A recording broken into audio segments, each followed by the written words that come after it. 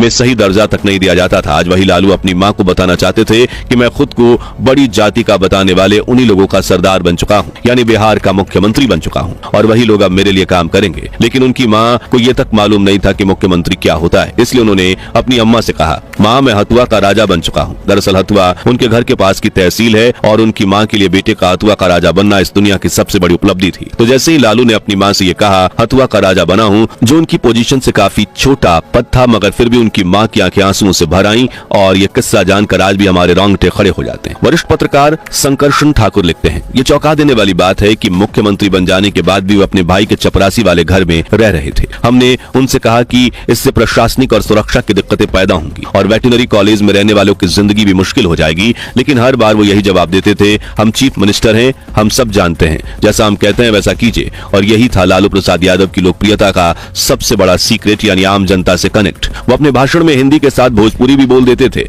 फिर जो लोगों में उत्साह जगता था वो आप ही देखिए।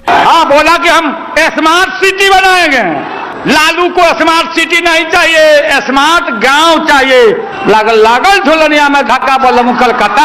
आज भले ही लालू प्रसाद यादव को चारा घोटाले और जेल जाने से जैसे कई विवादों की वजह से जाना जाता है, लेकिन उस दौर में वो बिहार के गरीब और पिछड़ी जाति के लोगों के लिए एक मसीहा थे।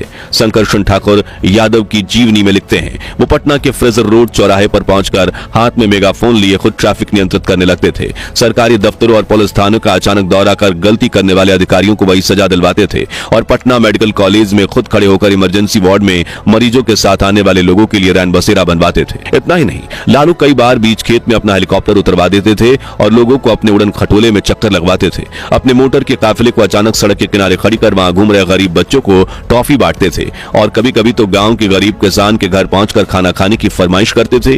उनके बच्चों के साथ गाना गाते थे और मर्दों से पूछते,